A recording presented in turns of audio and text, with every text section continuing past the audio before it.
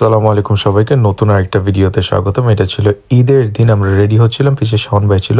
এরপর ইজানকে রেডি হয়ে আমার কাছে দেয়া হলো আমরা ঈদের নামাজে যাব। ইজান এবং আমাদের সবার পক্ষ থেকে জানাই ঈদ মোবারক। আমি জুতা পরা শেষ করতেই সবাই মিলে নিচে নামতে শুরু করলাম, কারণ আমাদের ঈদের জামাত ছিল 8:30-এ, আমরা একটু লেট হয়ে গেছিলাম। এইখানে ভাইয়া ভাবি শিমু আপু ইজানকে নিয়ে আমরা সবাই যাচ্ছিলাম গাড়ির দিকে। এরপরে গাড়ির দরজা খুলে আমরা গাড়িতে উঠে পড়ি, আর গাড়ির দরজা লাগাতে দেখি যে বাইরে সুন্দর রোদ উঠছে, আর পিছে বসে ভাবির পাশে শিমু আপু মেকআপ করতেছিল। 15 মিনিট ড্রাইভের পর পার্কিং খুঁজে আমরা গাড়ি থেকে নেমে মসজিদের দিকে যাই। এটা বেসিক্যালি একটা ইসলামিক সেন্টার, যেখানে ভাড়া নিয়ে ঈদের নামাজ পড়ানো হয়। আমাদের পাশেও আফ্রিকান কমিউনিটি ঈদের নামাজ পড়া হচ্ছিল। এখানে ঈদের নামাজ শেষে ইমাম খুতবা দিচ্ছিল। নামাজ শেষ করে শাওন ভাইয়ের সাথে ঈদের কোলাকুলি করে আমরা বাহিরে বের হয়ে যে মসজিদে খাবারগুলো দিছিল সেইগুলো খেয়ে আমার মনে পড়লো ইজানের সাথে কোলাকুলি করতে হবে। এরপরে ইজানের সাথে কোলাকুলি করে আমরা সরাসরি গাড়িতে উঠে যাই। সেদিন একটা বাসায় দাওয়াত ছিল এক ভাইয়ের বাসায়, সেই বাসায় আমরা যাই।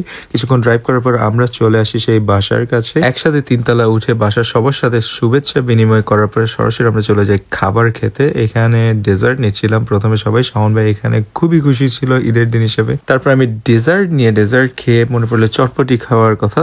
তারপরে আমরা মেইন কোর্সে যাই। এখানে আমি খাবার নিছিলাম, পাশে শাওন ভাইও খাচ্ছিল। খাওয়া শেষ করে আমরা আবারও গাড়িতে উঠে বাসায় ব্যাক করি। তার আগে আমি আর শাওন ভাই চলে যাই নামাজে। জুম্মার নামাজ ছিল সেদিন। জুম্মার নামাজ শেষ করে শাওন ভাইয়ের মনে হলো গাড়ি ওয়াশ করতে হবে, সেজন্য আমরা সরাসরি চলে যাই একটা কার ওয়াশে। কার ওয়াশ থেকে বাসায় ফিরেই আমি দেখতেছিলাম যে বাসায় কি রান্না হয়েছে। এখানে শিমু আপু তেহেরির জন্য গরুর মাংস রান্না করতেছিল। তার পাশেই ছিল শাওন ভাইয়ের অস্থির মজাদার চিকেন রোস্ট। কিন্তু এইখানে দেখতেছিলাম শিমু আপু আমাদের খাবার দেয়া বাদ দিয়ে সব খাবার প্যাক করতেছিল, কারণ এরপরে আমাদের ছিল আরেকটা দাওয়াত, মানে আরেক বাসায়। আমি এখানে ইজানকে নিয়ে নিচে যাচ্ছিলাম, সাথে সবাই যাচ্ছিল। বাইরে বের হয়ে সুন্দর উজ্জ্বল দিন দেখে আমাদের মনে হলো গাড়িতে ওঠা দরকার, কারণ আমাদের বাসা থেকে প্রায় 40 মিনিটের রাস্তা ছিল যে বাসায় দাওয়াত খেতে যাচ্ছিলাম। গাড়িতে উঠে বসেই পাশে দেখলাম যে শাওন ভাইয়ের সাথে কিছুক্ষণ কথা বলতেছিলাম, ঈদের কুশল বিনিময় করতেছিলাম। পিছে সবাই ছিল, তাদের সাথেও করতেছিলাম। এরপরে চলে আসি আমরা সেই বাসার নিচে। তারপরে আমরা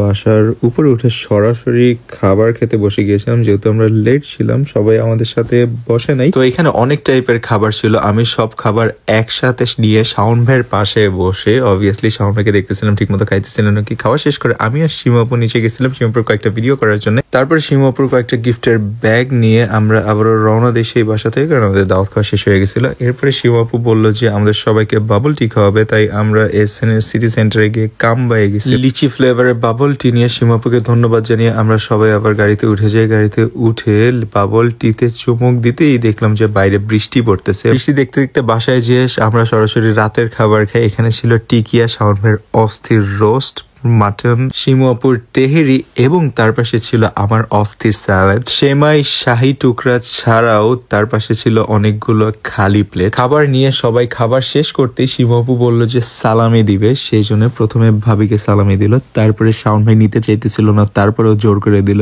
এরপরে আমি অনেকক্ষণ চাইতে আমাকেও দিল। তো ভিডিওটা ছিল আজকে এই পর্যন্ত। সবাই ভালো থাকবেন, টাটা।